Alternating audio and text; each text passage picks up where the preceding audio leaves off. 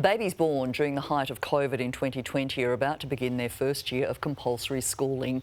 But there are growing concerns from pre-primary teachers that we could see an influx of more challenging students with weaker social skills.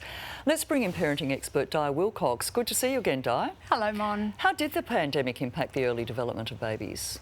For many of these babies, they've seen reduced exposure to family and friends outside of the home. So what that means is if they did see anyone outside of the home, quite often they had a mask on. So these children aren't seeing faces at a young age, and babies need that for their brain circuits to learn how to facially process.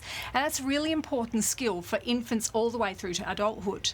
The other thing is these babies may have been exposed to higher stress levels because mum and dad were trying to figure out how to manage the pandemic. Should teachers really be concerned though?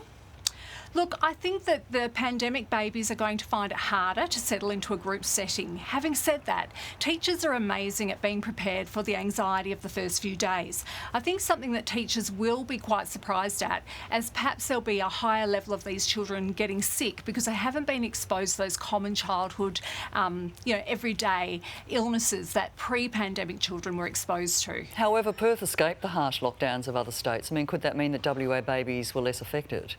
Look, while it's true we did escape those harsh lockdowns, there were still many families that were so fearful of the pandemic that they decided to isolate their infants and toddlers themselves. So I think there'll be a percentage of children that were heavily isolated, and only time will tell the greater impact on these kids. Do you think these developmental delays could be long-lasting? There has been a very small amount of research on pre-pandemic and pandemic babies, and the difference is very small. Having said that, parents and teachers are going to have to continually monitor every child.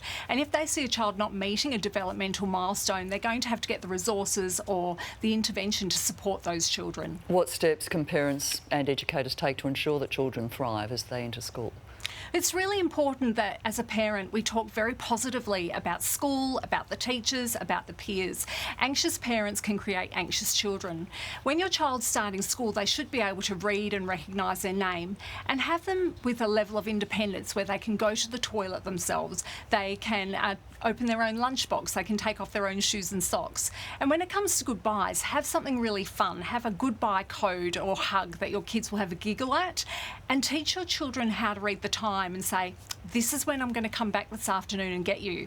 All those things are going to help be a very positive experience for your child starting school. Thanks for the chat and advice, Di. Thanks, Mon.